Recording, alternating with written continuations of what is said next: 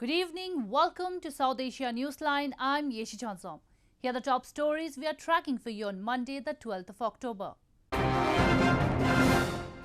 Two Lashkar terrorists neutralized in encounter in India's Jammu and Kashmir. Anger mounts against Pakistan's attempt to change Gilgit Baltistan status. An Afghan peace official says early withdrawal of US troops will have consequences.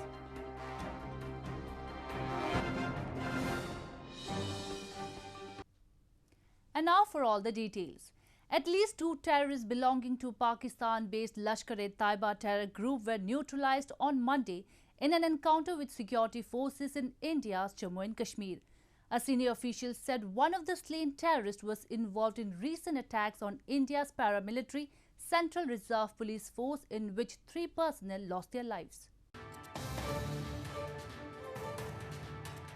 At least two terrorists belonging to Pakistan-based Lashkar-e-Taiba terror group were neutralized in an encounter with security forces in Rambagh area of Srinagar city, the summer capital of India's Jammu and Kashmir, on Monday. The encounter broke as security forces had launched a cordon and search operation in the early hours of Monday after receiving specific inputs about the presence of terrorists, police said. A senior police official informed one of the slain terrorists was involved in 3 recent attacks on India's paramilitary Central Reserve Police Force, in which 3 personnel lost their lives. आज के operation का खास बात यह है कि इसमें लश्कर का टॉप कमांडर सैफुल्ला, जो पाकिस्तान का रहने वाला है, वो मारा गया है। और सैफुल्ला जो ये पिछले एक के बाद एक 3 मेजर अटैक्स में शामिल था। According to Jammu and Kashmir Police, setting records this year, there have been 75 successful operations in which 180 terrorists have been neutralized in the Union territory. India accuses neighboring Pakistan of involvement in terrorist activities in its Kashmir Valley and beyond. New Delhi also describes it as a safe haven for terrorists where they get trained and are provided weapons. The air quality in India's national capital region was recorded in the poor category on Monday morning, with the beginning of stubble burning in some neighbouring states. Experts have warned that extreme air pollution in Delhi during winter can aggravate the COVID-19 pandemic. India's capital New Delhi woke up to poor air quality on Monday, with concentration of fine particulate matter PM 2.5 and PM 10 increasing to the highest recorded levels this season so far. Delhi's air quality had turned poor last week, the first time since June 29, with the Central Pollution Control Board recording a 24-hour average AQI air quality index of 215. The Ministry of Earth Sciences Air Quality Monitor Safar said as many as 448 farm fires were observed in Punjab, Haryana and Uttar Pradesh states, which impacted Delhi's air quality on Sunday.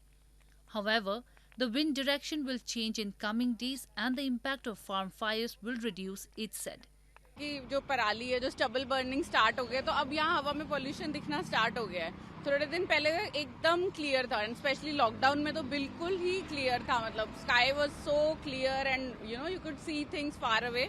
But अभी तो मतलब pollution बढ़ने लगे। अब थोड़े दिन में तो मतलब साइकिलिंग करना या चलने फिरने में भी दिक्कत होने लगेगी, आंखें जलने लगती हैं। With national capital region bracing for months of poor air quality, experts have warned that high levels of air pollution can aggravate the COVID-19 pandemic. India's Supreme Court mandated Anti-Pollution Authority EPCA has earlier said that graded response action plan to tackle air pollution in Delhi and National Capital Region will come into force from October 15.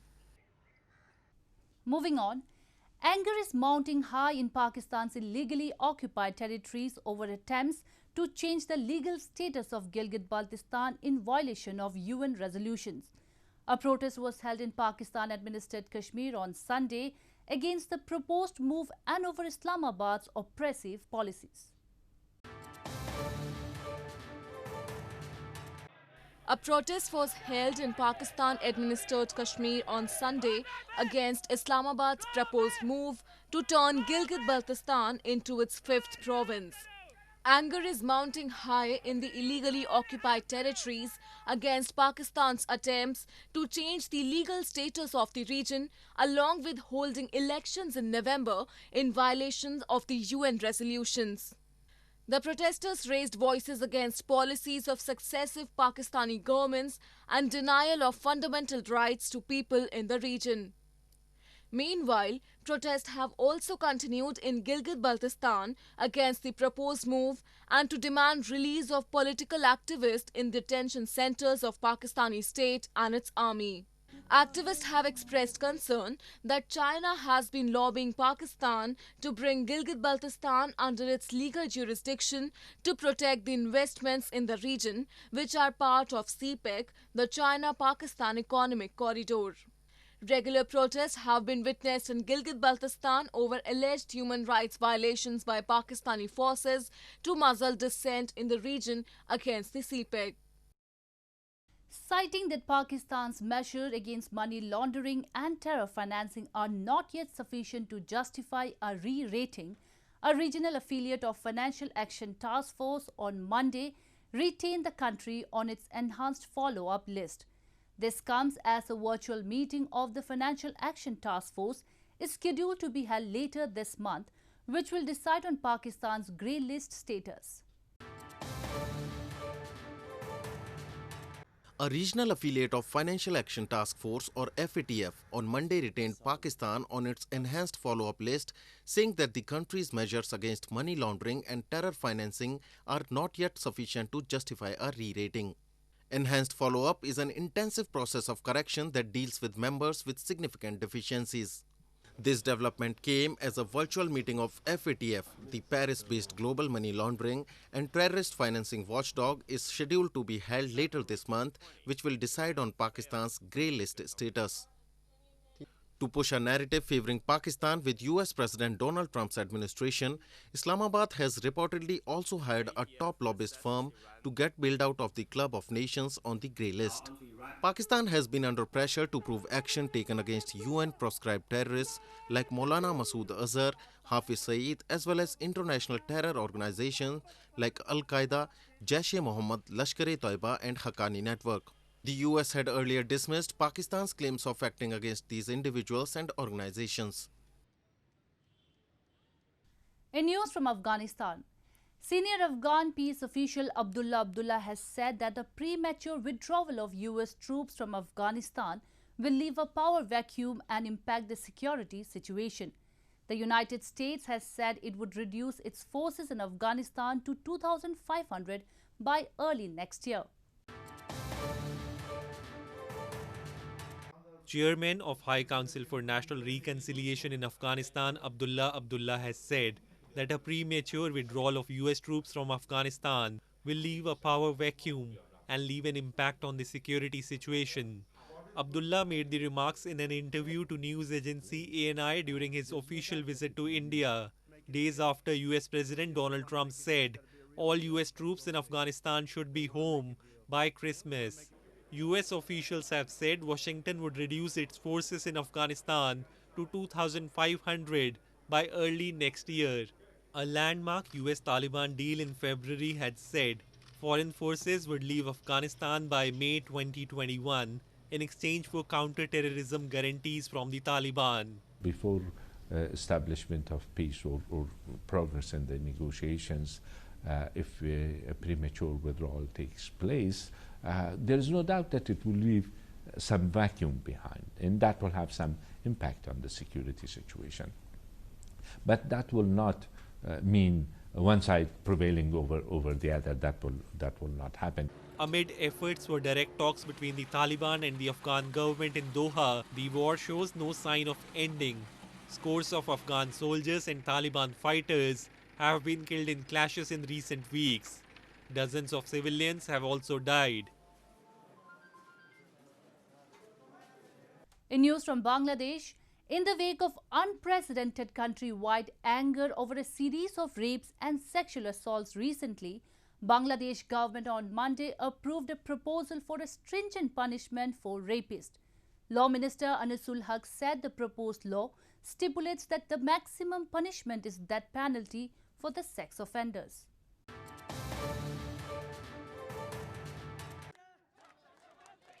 Protests rocked Bangladesh over the weekend as hundreds took to the streets to demand justice after a series of rapes and sexual assaults that have spurred the government to seek capital punishment for offenders.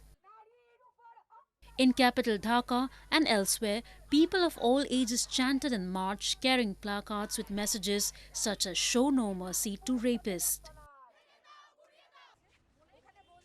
The demonstrations were sparked by a video of a group of men stripping and attacking a woman for almost half an hour in the southeastern district of Naukhali. এই নারীদের উপর যে নির্যাতনটা হয় এবং এই নারীর যে ধর্ষণ হচ্ছে এই বাচ্চা শিশুদের এই এতটুকু শিশুদের উপরে যে ধর্ষণ হয় এগুলোর বিচারটা এখনো ঠিকমতো করা হচ্ছে না এগুলো বিচারটা আমরা চাই Meanwhile, the Bangladeshi government on Monday approved the proposal for stringent punishment for rapists.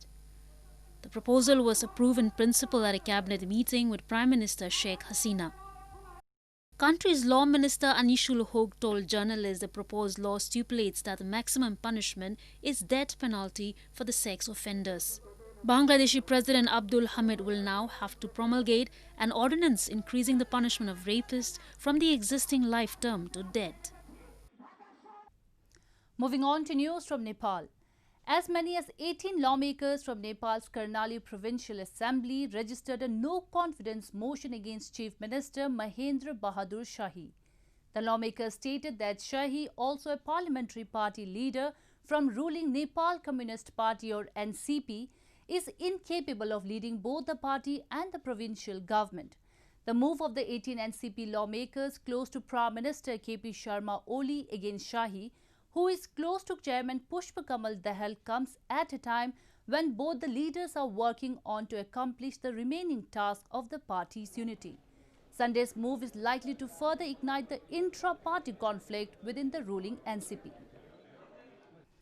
Tourist influx in India's northern Agra city has increased 25 to 30% since last month. Officials have said after the famed Mughal-era monument Taj Mahal was reopened for public in September amid coronavirus pandemic. Local businesses dependent on tourism are happy with the turn-up. Tourist influx in India's northern Agra city has increased 25 to 30% since last month, officials said on Sunday after the world-famous Mughal-era monument Taj Mahal was reopened for public in September. Daily visitor numbers to the famed monument to love are capped at 5,000 versus an average of 20,000 before the pandemic. Tickets are only being sold online. An official of the Archaeological Survey of India said that generally all tickets to the Taj Mahal are being sold every day and other monuments in the city are also witnessing a turn-up. हाँ, निश्चित रूप से जब ताजमहल हमने खोला था या अन्य स्मारक जब खुले थे उसकी तुलना में हम देखें तो पिछले हफ्ते में दर्शकों में 25 से 30% की बढ़ोतरी हुई है और जो हमारी लिमिट है टिकटों की वो लगभग ताजमहल में तो पूरी हो जा रही है अन्य जगहों पर भी दर्शक निरंतर बढ़ते चले जा रहे हैं. Local businesses in Agra that are dependent on tourism are happy with the turn-up. Faced with the deepest economic contraction in decades, the Indian government is pushing to free up virus curves even as coronavirus tally has crossed the 7 million mark. Tourism contributed about $240 billion or 9.2% of India's gross domestic product in 2018, employing more than 42 million people, World Travel and Tourism Council data shows. Well, that's all we have for you from South Asia this evening. Now our viewers can watch the show on SouthAsiaNewsline.com. You can also visit us on Facebook.com/AsAsiaNewsline and follow us on Twitter @AsAsiaNewsline. That's all in tonight's edition. We'll see you same time tomorrow. Good night.